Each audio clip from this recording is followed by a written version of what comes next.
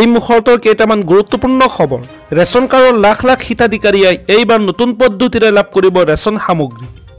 Ration নাপালে পুৱা 9 বজাৰ পৰা 6 বজাৰ ভিতৰত ফোন কৰিব পাৰিব আপুনি। দুটাকৈ নম্বৰ মুকলি কৰা হৈছে ৰেচন কাৰ্ডৰ লাখ লাখ হিতাধিকাৰীসকলৰ বাবে। সৰ্বমুঠ 2,30,69,461 গৰাকী হিতাধিকাৰীয়ে এই আঁচনিৰ জৰিয়তে উপকৃত হ'ব।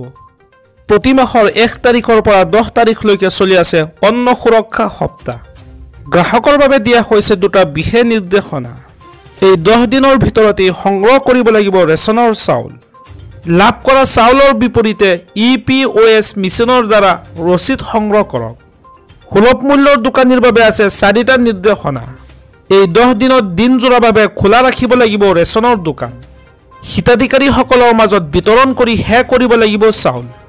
আৰু লগতে হিতাধিকাৰীসকলক বাধ্যতামূলকভাৱে দিব লাগিব ৰচিদ।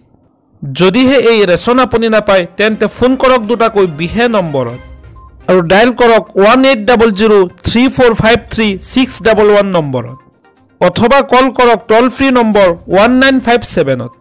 ইয়াৰ পৰৱৰ্তী খবৰটি খুবেই গুৰুত্বপূৰ্ণ। এটা বিগ ব্ৰেকিং নিউজ। ভয়ংকৰ বাছ দুৰ্ঘটনাত 23 জনৰ মৃত্যু। 200 মিটাৰ দ খাৱৈত পৰিল যাত্ৰীবাহী বাছ। দেশ জোকাৰি যোৱা ভয়ংকৰ বাছ দুৰ্ঘটনা। মৃত্যু হোৱা লোকৰ সংখ্যা বৃদ্ধি পোৱাৰ আশংকা।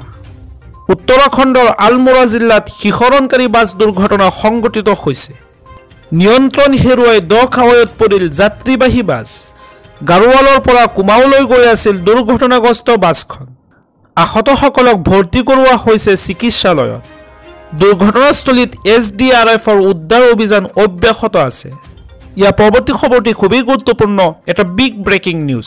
10ম শ্ৰেণীৰ পৰা আৰম্ভ কৰি স্নাতক উত্তীৰ্ণলৈ ভাল খবৰ। পাইলট প্ৰজেক্টৰ বাবে 2024-25 বৰ্ষৰ বাবে সাজু হৈছে চৰকাৰ। আজিয়ে কৰক নাম পঞ্জীয়ন। ৰাজ্য চৰকাৰে আনিলে সোণালী সুযোগ। 1,25 লাখ শিক্ষিত যুৱ শক্তিৰ বাবে দিছে ভাল খবৰ। পাইলট প্ৰজেক্ট 2024-25 বৰ্ষৰ বাবে আৰম্ভ হৈছে প্ৰধানমন্ত্ৰী ইণ্টাৰ্ণশ্বিপ আঁচনি। ইতিমধ্যে মুকলি কৰা হৈছে ৱেবছাইট।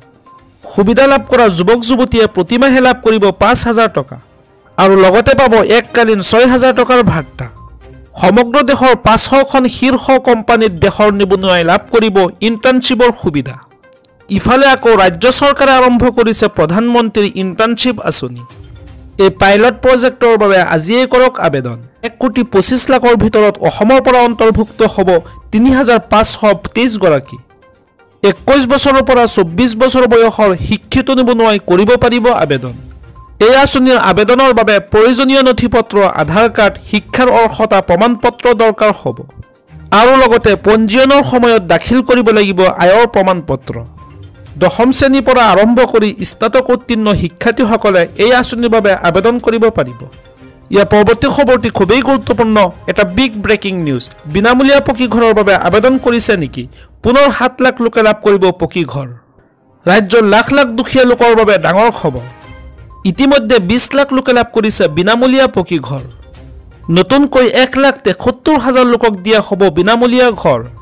প্ৰধানমন্ত্ৰী আৱাস যোজনাৰ অধীনত লাভ কৰিব এই ঘৰসমূহ। ইতিমধ্যে এই নতুন ঘৰৰ বাবে সকলো প্ৰক্ৰিয়া সম্পন্ন কৰা হৈছে। পুনৰ ৰাজ্যত 7 লাখ লোকে লাভ কৰিব নতুনকৈ পকী ঘৰ। প্ৰধানমন্ত্ৰী আৱাস যোজনাৰ লগতে মুখ্যমন্ত্ৰী আৱাস যোজনাৰ অধীনতো লাভ কৰিব বিনামূলীয়া পকী ঘৰ। অতি শীঘ্ৰেই ৰাজ্যত মুখ্যমন্ত্ৰী আৱাস যোজনাৰ অধীনতো নিৰ্মাণ কৰা হ'ব বিনামূলীয়া পকী ঘৰ।